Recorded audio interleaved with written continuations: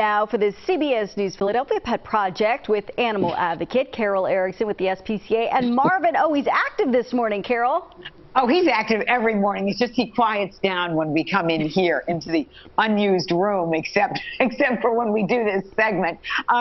You know, the weather's getting colder, and you know you're always looking for ways to maybe entertain your dogs and get them active, Jan, as you mentioned, and you don't have to go outside to do it. So there is something that is old school. It's called tug-of-war, and dogs love this game. Now you may have a multi-dog family, and they love to play that game as we watch these dogs tug it out, but also you'll find that people love to play tug-of-war with their dogs, and they love to play it right back.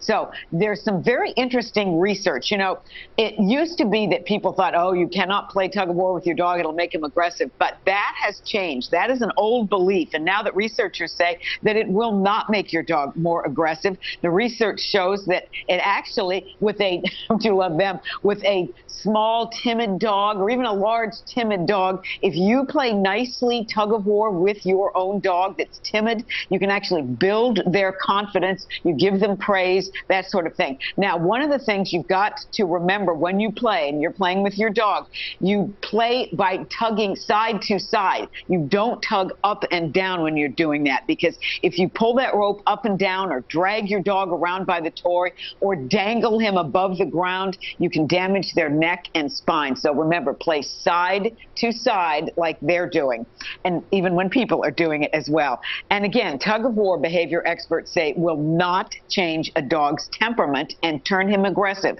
However, if your dog is already aggressive and aggressively protects food and toys, this is probably not the game for them.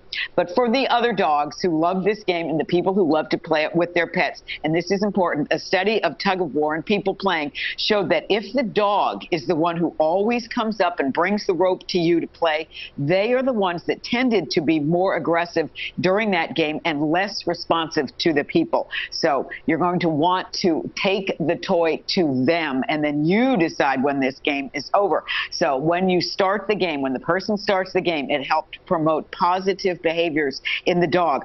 Also, practice lots of drop it when you're playing with your dog. Teach them that, and you just stop playing back. You stop tugging back. You tell them to drop it, and then when they do, you give them praise, and maybe you throw a ball for them or do something else. So remember, let your dog win sometimes as well. Nobody wants to play a game that they never win. So let them win every so often. You guys decide when it's over. If they're getting too excited, the game is over. But it can build relationships, and it's also just gives them some fun outside time. And again, experts now say it is not going to make your dog aggressive. It's not going to change a game of tug-of-war a dog into an aggressive dog. Just watch if they already are that way. Then you might find another kind of game for them to play. You know, we've got so many animals. Pennsylvania, SPCA, dogs, cats, and so many more than we can show you in the morning. We've got them all on our website, pspca.org. And if you go there, you'll see multi-pictures of them and multi-animals. And our wonderful boy this morning, this is Cypress. Cypress is 5 years old. He was abandoned outside our shelter. He desperately needed medical care. And as you can probably tell by his sweet little face, he had to have both of his eyes removed. But look how he loves loving touches and pets. That is Cypress. What a nice, nice cat. And Tigger, you like big dogs, and I mean big dogs. This is a 2-year-old Neapolitan Mastiff. He came in through our animal law enforcement. He is very friendly. He is very big. He's a sweet boy. But, you know, if you've got little kids, maybe not the dog, just because he's so big when he greets them at the door after school, they may be flat on their back afterwards just because he's so happy to see them. So you did. Tigger, great dog, but a big, big boy. And Hank here is a sweet guy. This is a 2-year-old. Look how sweet this little guy is. He also came in through our animal law enforcement, the PSPCA SPCA team.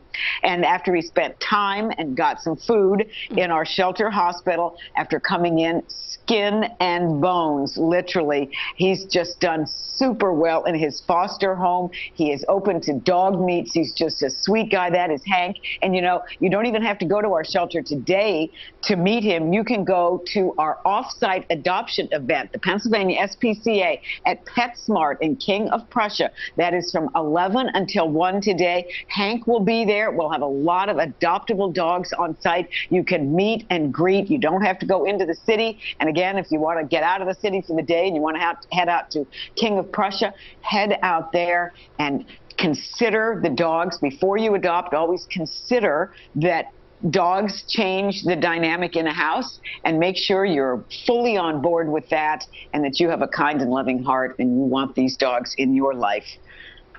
And do a little meet and greet.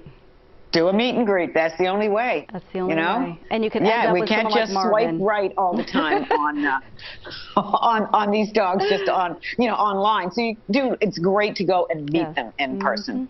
So yeah. Thanks, Carol. All right, thank you, Jan. Thank you, Marvin.